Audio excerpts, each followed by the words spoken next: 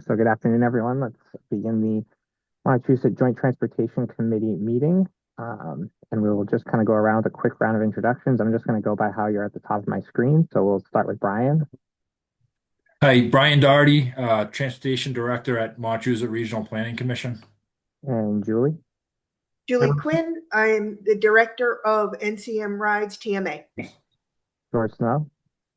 Yeah, MRPC staff, transportation planner. Tyler Godin. Hi, Tyler Godin. I'm a principal planner at MRPC. We'll go with Grace Belmont.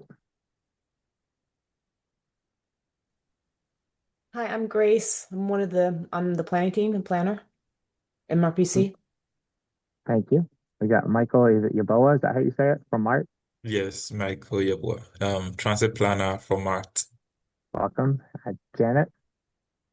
Janet Tice, Shirley Planning Board and Shirley Transportation Action Committee. Sarah. Is that me? Sarah Bradbury, MassDOT District 3. Thank you. Sherry. Sherry Bean, MRPC staff. All right, and I've got, looks like an iPhone. Not sure who the iPhone is. So if you're on the iPhone, can you just introduce yourself? Jim Smith, Townsend Highway Department. Thank you. Now we got Miranda Briseño.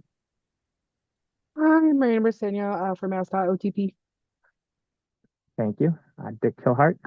Dick Kilhart, Athol DPW. Got Nicholas Erickson. Nick Erickson, Fitchburg DPW. And Amaral D. Yeah, Carol Emerald, Mass DOT District 2 planner. Excellent. I think we have everybody. If there's anyone that I missed, feel free to shout out. If not, we'll move on. All right, so let's move on to the second item on the agenda, the public comments. Is there anyone here that has a public comment in regards to the meeting today?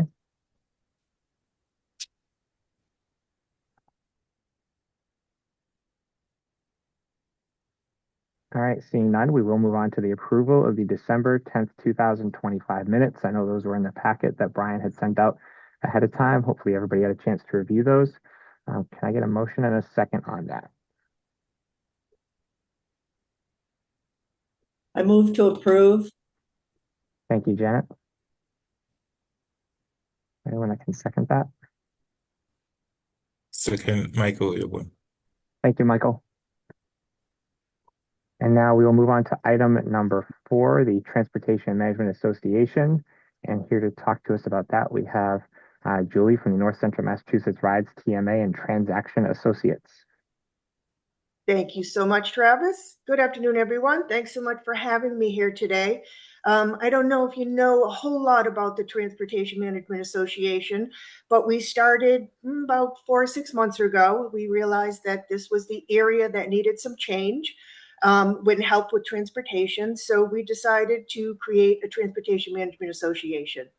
Next slide, please.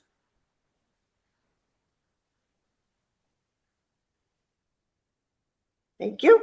Our mission, as you can see, social welfare group, we're formed for the purpose of enhancing mobility, reducing traffic congestion, improving air quality, promoting economic development, and coordinating transportation resources across our area. Next slide. And what does it do? It helps get workers to jobs reliably, patients to get to healthcare. You have lots of healthcare in this area. Students to education. Again, lots of education in the area. Families connected to essential services and entertainment. Reduce inequities tied to transportation barriers and strengthen local economies and public health outcomes. Next slide, please. Our current initiatives, what we're doing is we're looking to get employee-based transportation planning. So we have employees as members, and what they do is they help their employees to help get some better transportation. We're going to work to get some van pool programs worked out, new shuttles. We submitted a grant application in November. We're hoping to hear anytime soon to create a shuttle network, and I can talk about that. There's a slide for that as well. And we want to coordinate with MART. MART's already there. We want to coordinate, work with them, enhance their capabilities. We don't want to redo it. Transaction itself, we have our own fleet of shuttles, but MART's already there. They do a fabulous job. Let's work with them. And obviously education and outreach campaigns. Next slide, please. Our founding members, you can see here, Montachusett Community College, Haywood Hospital, Health Alliance Clinton Hospital, Chinar 9, North Central Massachusetts Chamber of Commerce, and Devon's Enterprise Commission. And we were lucky to win a grant last round for $85,000 to get this TMA up and running from Mass DOT. So that was fabulous to have that. Next slide, please. And along with that, so in Massachusetts, there are 16 TMAs, Transportation Management Associations, and North Central Rides TMA has become part of Mass Commute, which means that they can advocate together. They are a coalition of all the TMAs, so we can work together with best practices and go forward with events and things that we do. Next slide, please. Couple of the programs that we have for North Central Rides TMA is a ride matching program. It's called eCommuter, and any of the members, what we ask is that you go in and you register, look for a carpool partner. What happens is we can help create carpools. Even if you don't necessarily need a ride every day, I always like to say you might need to put your car in the shop. So see if you can create a match. The great thing about that is if by chance if you carpool with somebody, say your carpool partner has to go home during the day, you're not stuck there. You call us for a Lyft or a cab code, you give it to your Lyft driver and you get home free. It's emergency ride home. So it leaves away the excuse that I need my car. What if I need it in the middle of the day? We'll get you home and you can have that up to 6 times a year. No cost to you. That's part of the benefits. Next slide, please. And again, this is what I was talking about, the grant that we put in November. We're looking to do some micro transit. So if you can see here on the map, the 2 circles are the 2 campuses of Montachusett Community College, and the pinkish purple that we put around there, we're looking to create a micro transit area in that region. So anyone within that area can get a ride pretty much immediately within 15 minutes and not have to call 24 hours in advance.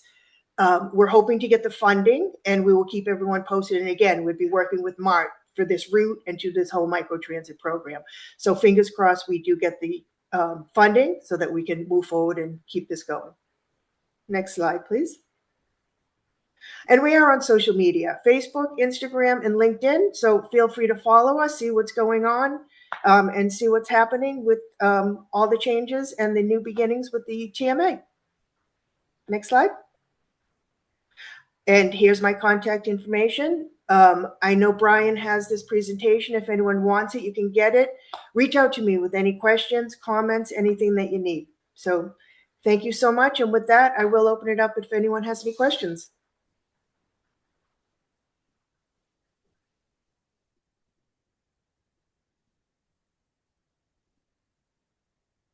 Great. Take a look at the presentation. Anything comes up transportation wise, reach out to me. I'd love to have a conversation. So thanks so much for having me.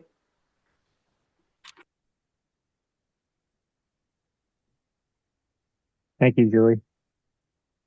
And if we head back to the agenda, we're going to head to the next item on the agenda. And again, reach out to Julie if you do have any questions about the TMA. But I'm moving on to item number 5, looking at the 2027 to 2031 Transportation Improvement Program, the TIP. We're going to do a review of the current listing and then a review of the development schedule. And I will turn it over to Brian. Okay, so as I mentioned last month, it's that time of year, developing the new transportation improvement program for the region, which is, of course, I think everyone here at the meeting has been through multiple cycles of this. This is a listing of all federal funded projects in the region, both transit and highway. And we focus on all these projects, but the main topic of our discussion is the regionally prioritized section of the TIP, which is where the MPO has discretion over project placement. So we'll be talking about the finer details of these particular projects in an attempt to come up with the best scenario for funding over the next 5 fiscal years. So what I thought today is we'll just, as a baseline, review what we have in place right now, which is what we ended up with last May, when we had the 26 through 30 TIP endorsed. During this development, we'll drop federal fiscal year 26. We'll add 2031 and hopefully be able to list a number of projects that we have not listed up to this point under this go around. So that's what I'll do now. Here is the current listing of the 2026-2030 Transportation Improvement Program in the region. And I'm going to focus on just Section 1A, which is the first green um, the first green tab here that you see on the handout. That's the regional and prioritized projects, but we have discretion over project placement. All the other projects below that are what's called state prioritized projects. These are basically scheduled by Mass DOT. We'll get a chance to look at the new listing maybe next month, maybe in March, as well as the transit as well. The transit is provided by MART in our region, along with Mass DOT Rail and Transit. So we'll get a chance to review those projects as they come on board. But as I mentioned, our main focus is where we have discretion over placement. So what we currently have in place in Section 1A in 2026, which is the year we'll drop, is a portion of the Harvard resurfacing and box widening on Air Road project. This project is advanced constructed over 2 construction seasons. We're able to do that because it's a large enough project in cost and in scope. So you see this located on 2027 as well, along with Ashburnham Road rehab on Route 101, Clinton reconstruction of Sterling Street, Route 62. In 2028, there are 3 projects: Athol intersection improvements at 2A and Brookside Road, Fitchburg reconstruction of John Fitch Highway, and Sterling intersection improvements at 140 and 62. In 2029, we have Templeton reconstruction on Route 68, along with Air Road rehab on Route 2A, 111, Winchendon intersection improvements at Blair Square, and Athol sidewalk installation along Templeton Road. The last year of the of the current tip in 2030, 2 projects. The second half of that Templeton project, which is advanced constructed, much like the aforementioned Harvard project, along with Westminster roundabout construction, Route 2A, and Bathrick Road. So this is just a baseline. We know already that some of these projects have seen significant changes in cost. We're trying to get a hold of where they're at as at a design standpoint. All this stuff is relevant. Typically, we do see some movement. So what we've done in the past and what we'll do again this year is we will review that with the JTC, and especially as it relates to the scenarios that we come up with for this upcoming listing, 27 through 31, and get some feedback from this group. So next month I'll come back. We have a few scheduled dates to meet with Mass DOT and the design consultants over the next few weeks. So next month's meeting will be heavy on the fine details on where we're at with the design and the cost of these projects. We'll also review a number of projects that we have not yet assigned a year that aren't on this list right now. Hopefully, we're able to pull some in to fund in the next 5 years. Also, in a few weeks, we'll be getting our cost amount that we'll be able to budget to. It's a fiscally constrained document, so that's a big reason why we're moving projects around. Cost of a project goes up, and we can't fund it in a certain year. We need to move things around. So there's a number of moving pieces. Also, we'll get into the details about how we evaluate these projects as a staff as well. So we'll review that information. In the meantime, if you have a project on the tip, even if it's not on the current list, encourage you to contact your design consultant, have them update us, have them update Mass DOT so we have the most up-to-date information to make informed decisions. Again, this is kind of a baseline and introduction to the next few months, and I really hope you don't get too tired of me talking about these projects over the next few months into May when we hope to have it endorsed. So we're at the beginning stage, as you can see in the development schedule, which I think we had last month as well. The bulk of it is coming the next month or two. In March, we'll be discussing scenarios to funding scenarios, at which point we'll develop that into a draft tip, send it out for public comment as we typically do with these documents, and hopefully by May we have an endorsed tip. So that's kind of where we're at. If there's any questions on these, always feel free to reach out to me. Also, if there's a project you'd like to present to the MPO, that's is an open invitation for that as well. A lot of times during tip development, it kind of is more relevant to our communities to proceed and present these projects, but it's an open invitation. So that's really all I have this month. There'll be a lot more information next month. Excellent, thank you.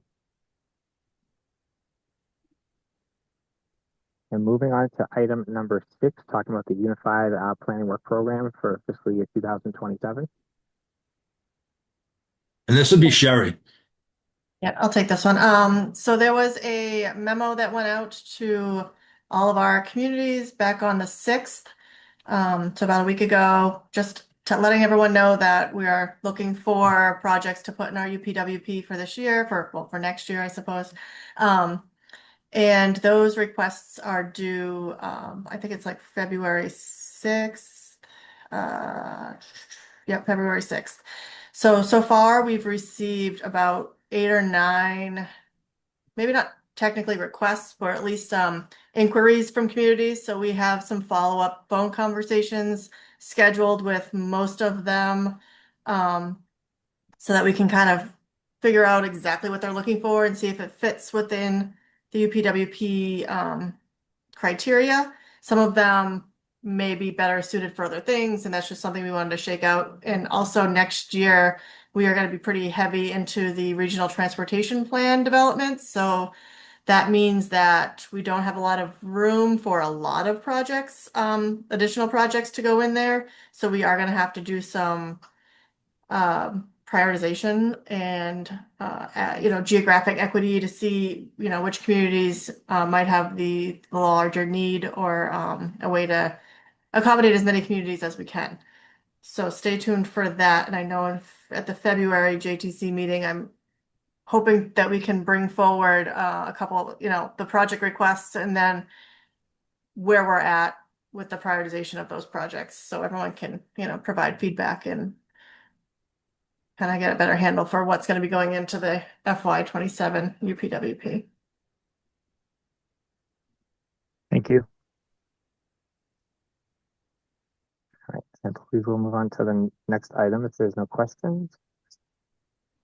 Item number 7 is the critical urban and rural freight corridors. Yeah, and I'll cover this. Last month, I presented this task that we have as an MPO to designate additional miles as critical urban or rural freight corridors in the region. So this is the presentation that I had last month. I won't go over it in detail. I know there's a lot of the same people here. Basically, we're designated miles we're designated roads as critical urban or rural freight corridors in the region, which then would qualify them for National Highway Freight Network funding.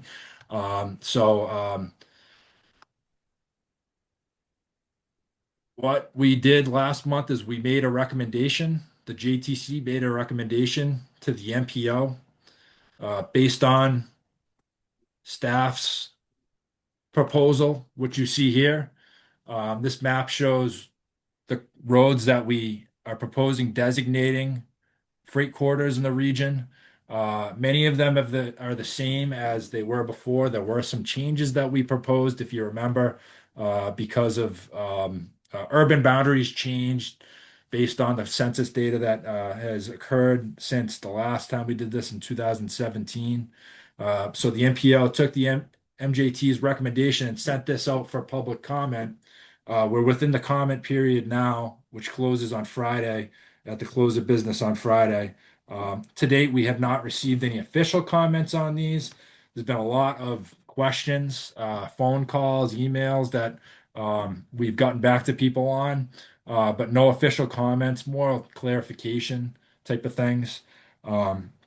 As staff, we still feel like this is a good proposal. We would like to have a recommendation from the JTC to the MPO to endorse this at next week's meeting. And once it is endorsed, we'll send this to DOT. They'll certify this and that'll qualify this pot of funding for these roadways. And I'll also mention that all these are federal aid eligible roads already. There's a number of programs they qualify for. This is just one more qualifier for additional program funds.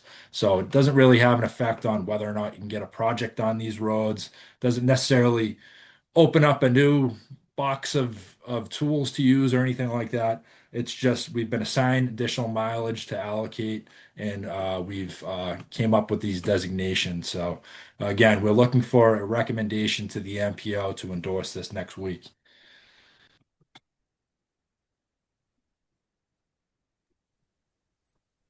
All right, and would anyone like to make a motion to endorse?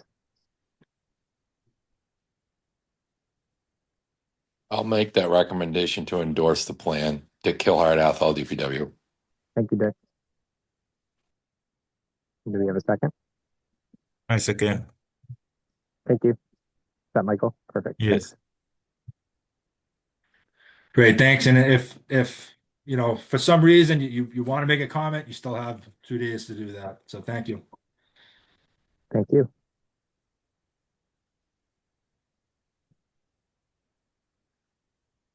Next up, we have status reports. We'll start with Regional Transit Authority.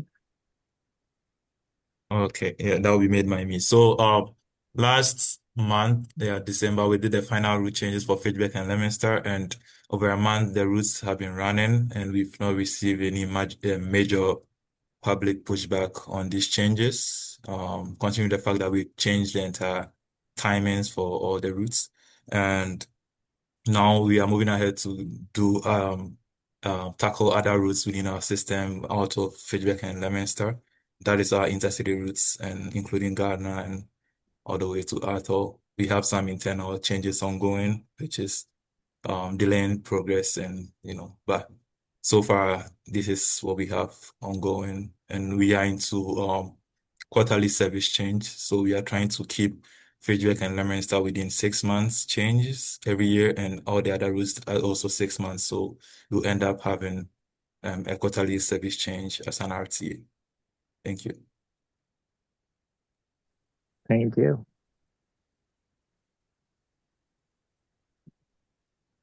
And I can take the MRPC status report. I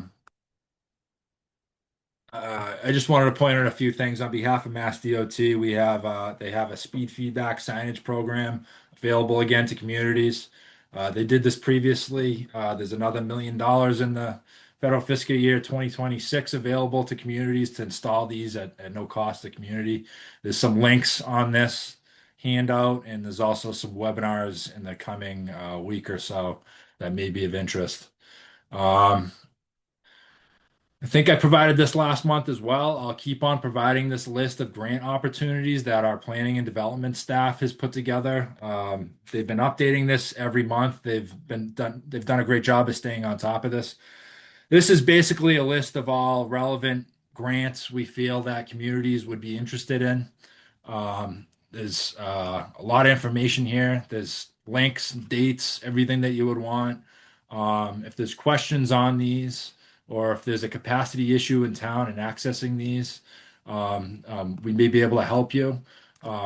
We often contract with our communities to administer these or apply for these or whatever the needs may be.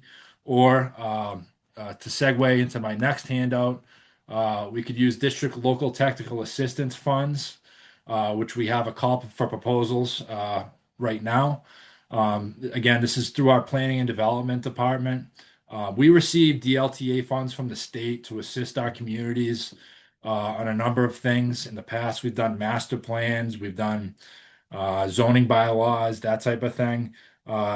Much like our UPWP transportation-related solicitation project, I think they're willing to consider anything that makes sense. There's a lot of information in this handout. I think that they're looking to have proposals in. There's 2 rounds. The first one ends February 13th and then March 20th. So you basically have until March 20th to propose a project to be covered by DLTA, which MRPC staff would handle, and it would be no cost to the community. So encourage everybody to look at those resources. That's basically all I have. Thank you. And are there any administrative matters to go over? No, just the apologize. next meeting, which is February 11th, and as I mentioned, it'll be more in-depth discussion on tip projects, and as well as the UPWP as well. So those are our two main focuses in the spring. Typically, we also expect an additional amendment to the current ongoing tip. We'll have that in February, on February 11th. Excellent. All right. Thank you, Brian. We appreciate it. And if we could we get a motion to adjourn?